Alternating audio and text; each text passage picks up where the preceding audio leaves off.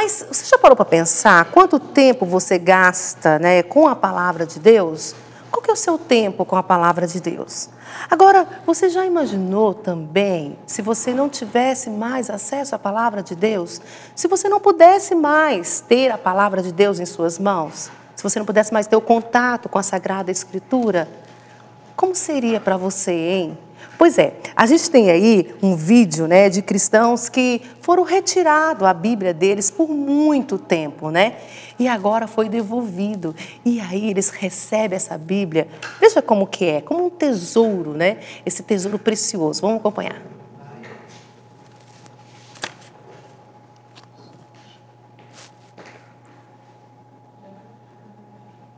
Estamos sem retorno.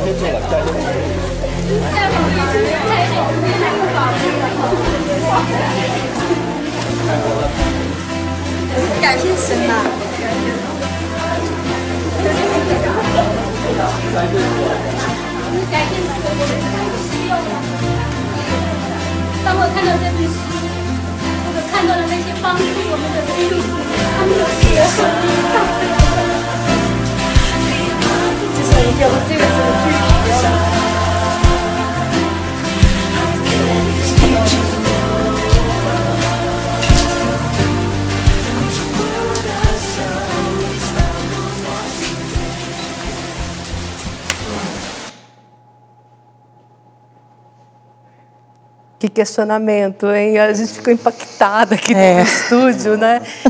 Meu Deus do céu. Muito forte. Muito forte. Que emoção, né? Porque às vezes a gente tem a palavra tão perto, a gente não consegue perceber. Diz que o homem sábio é aquele que aprende com os exemplos, com as coisas, né? Essa imagem, ela é muito forte. Aquela mala ali aberta, eles basicamente voando em cima da palavra, com fome da palavra, porque se ausentaram da palavra e agora tem a palavra, não quer perder. Então, que essas imagens, elas possam tocar profundamente o nosso coração, para que a gente também não precise ser tirado da palavra de Deus, para que a gente volte com gosto por ela, né? Mas que Deus nos dê a graça de termos a Bíblia todo dia, porque hoje, graças a Deus, no Brasil, a gente não vive essa perseguição, mas nas Filipinas e muitos países não se pode meditar a palavra de Deus, nós somos livres para ler a Bíblia a hora que a gente quer meditar, e a gente precisa de viver isso, porque é ela que orienta, é ela que dirige toda a nossa vida, né? Essas imagens são muito fortes. Eu fiquei emocionado aqui, foi uma surpresa para mim. A Tânia está, ai meu Deus, toda arrepiada. Toda arrepiada. Qual foi a sua sensação de ver, Tânia, essa realidade aí, né, desse desejo incrível pela palavra de Deus? É um emocionar-se, né? Mas ao mesmo tempo também se rever de como que eu, que tenho o acesso, que tenho todo dia a possibilidade, né? Trouxe até aqui as duas Bíblias que eu uso muito, que eu faço estudo da palavra, que eu medito, né? Como que eu tenho vivido também essa experiência, né? Será que eu tenho também esse amor, esse zelo, esse cuidado, esse desejo? Porque é tão interessante, né, a gente ver nessa imagem que apareceu aquilo que é a realidade, mais do que um livro, né? A Bíblia, ela é o próprio Jesus, né? Jesus está na palavra, na Sagrada Escritura, assim como ele está na Eucaristia. Só que o cristão não tem essa consciência muitas vezes. Então, se torna um livro deixado como enfeite, às vezes, na sala, ou então guardado, empoeirado, a gente acaba não manuseando, não lendo, e não fazendo a experiência muito mais do que com letras, mas com a própria pessoa de Jesus, né? Então, ali você via, né, o amor deles, o cuidado, o zelo. Meu Deus, eu estava com falta, né? A fome, a sede, né, desse alimento espiritual, né, que alimenta a alma e o espírito, que é o próprio Jesus, né? São palavras vivas aqui. E eu acho muito bonito também a nossa igreja, né, a nossa igreja católica, com essa catequese, né, incansável da igreja. Agora a igreja começa tudo a florir, mês de setembro, primavera aqui no Brasil, e as flores começam a nos encantar, né? A gente passa por aí, as flores começam a se desbrochar e a igreja vem dizendo, é hora também de desbrochar, né? De vir à luz aquilo que é a preciosidade da sua vida, que é a palavra de Deus. Aí a igreja nos puxa e diz, setembro, mês da Bíblia. Mês da Bíblia. Que sabedoria, né? É muito sábio mesmo. A gente até...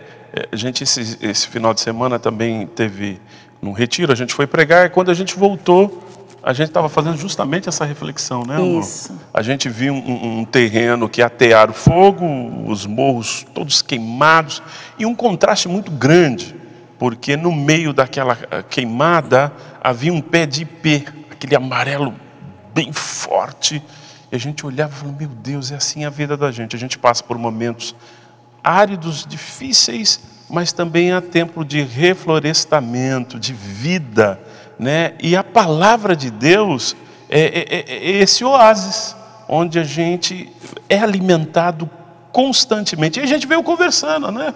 Justamente a partir disso.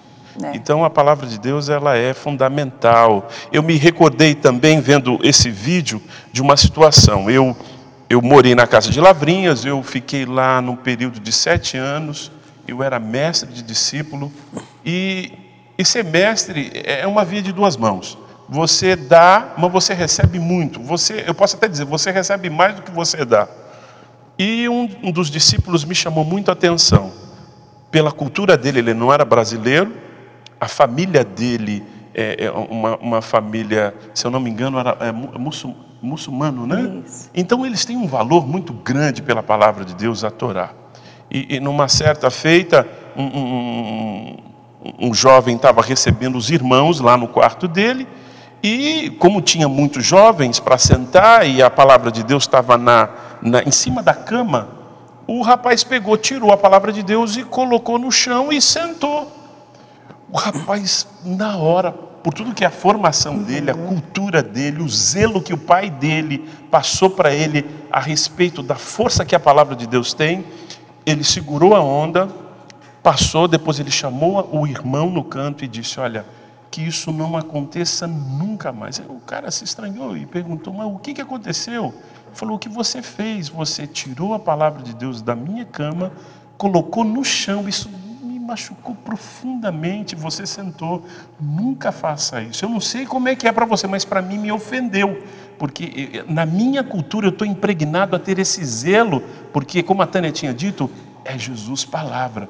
E quando ele compartilhou isso comigo, eu falei, meu Deus, eu preciso colocar isso na minha vida. E nunca mais eu coloquei esse propósito na minha vida de colocar a Bíblia no chão. Eu não coloco, porque às vezes você está num lugar e tal, acontece a situação, você não tem lugar, coloca no chão. Não, tem que ter esse zelo. Né? Esse zelo. Reconhecimento. Né?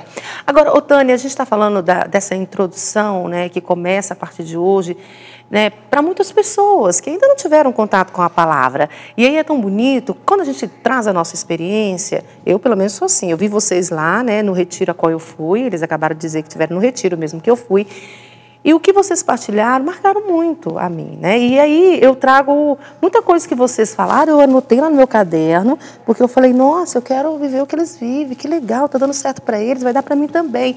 E essa experiência que a gente vai anunciando aqui na TV Canção Nova, 24 horas, para quê? Para que você possa ter esse encontro pessoal com Cristo. Para as pessoas que estão chegando agora, ou para aquelas pessoas que, né, por causa do dia a dia corrido, esqueceu o contato com a palavra, né? Como que a gente pode começar esse relacionamento? Como é que faz? Qual é a sua dica? A minha dica, né? Eu até trouxe aqui os 3 livros, assim, né? Na verdade é um só, mas que é um método, né? Do Monsenhor Jonas. Primeiro, né, a Bíblia foi escrita para você, que foi o primeiro que ele escreveu, né? Depois, a Bíblia no meu dia a dia, né? Por muito tempo nós usamos esse daqui, né? E agora, o novo, né, que nós temos, que é esse daqui, a Bíblia no meu dia a dia, né? A última. E é um método muito simples que o padre, ele queria trazer a palavra de Deus para a vida dos jovens. E naquela época, né, nos inícios, o jovem não tinha acesso, né, as pessoas na igreja não tinham, né, só o padre é que tinha acesso à palavra de Deus. Achavam que era muito difícil, que tinha que ser o padre mesmo a ter o acesso e passar para o povo. E ele sentia que não, que ali na palavra de Deus realmente era a presença viva de Jesus, que os jovens, nesse processo de conhecimento de Deus, de conversão, precisavam ter acesso. Então foi quando ele desenvolveu esse método simples, né, que você vai ter ali toda a orientação necessária de como fazer, ter o seu horário no dia, né, quais os livros que você pode começar que vai ser mais fácil para você, porque a gente não pega a palavra de Deus e sai lendo lá de Gênesis até Apocalipse, né, porque senão você não vai conseguir compreender, vai achar realmente a linguagem difícil, né, e não vai ter estímulo para continuar.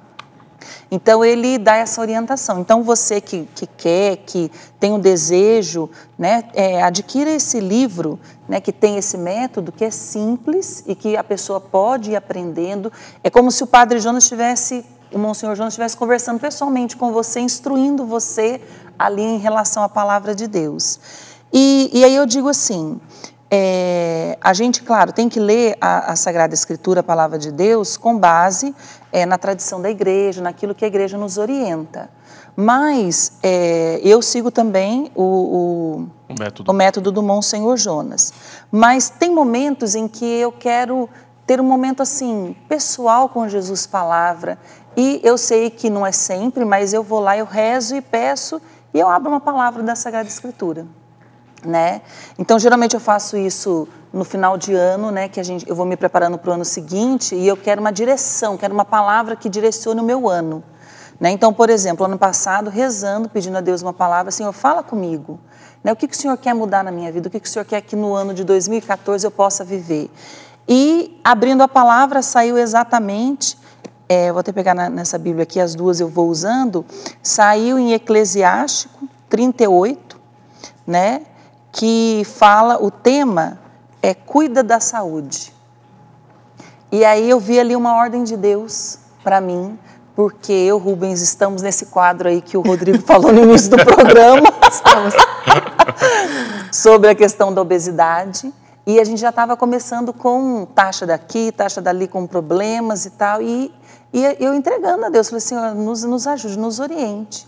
E quando saiu essa palavra, cuida da saúde, ficou assim, uma ordem de Deus, olha, que seja um ano que você vai se dedicar a muita coisa, mas você vai cuidar da sua saúde. E até o versículo 9, eu guardei Eclesiásticos 38, versículo 9, e aí diz justamente assim, filho, se adoeceres, não te descuides, mas roga ao Senhor que há de curar-te.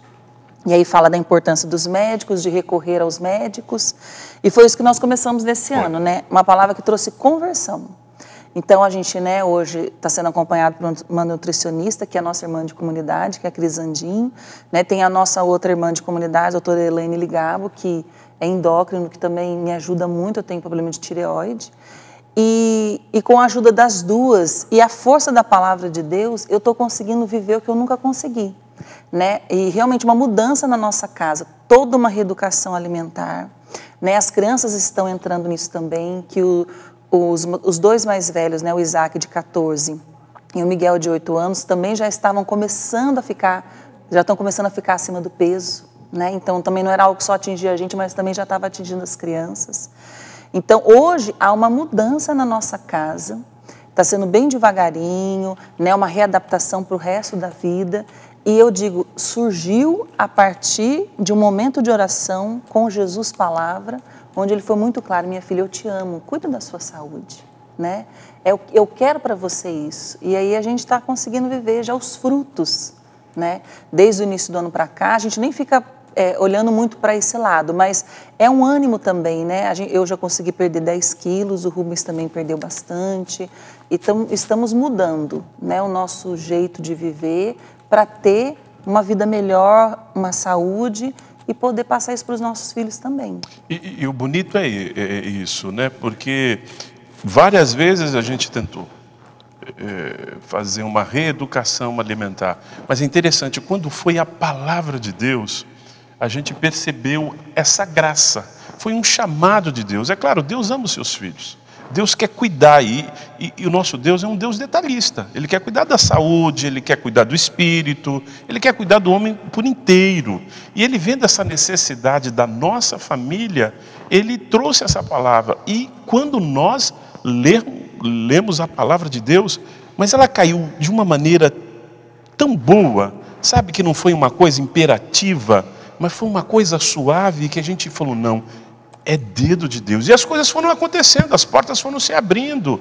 A Crisandinha, essa nutricionista, já na hora se prontificou de nos ajudar na reeducação alimentar, a endocrinologista também, fazendo os exames, todo um incentivo, né? E a gente foi vendo que naturalmente, com esforço, com determinação também, mas as coisas foram acontecendo de maneira diferente. Então nós estamos experimentando, fazendo uma experiência de algo totalmente novo na nossa saúde a partir da palavra de Deus.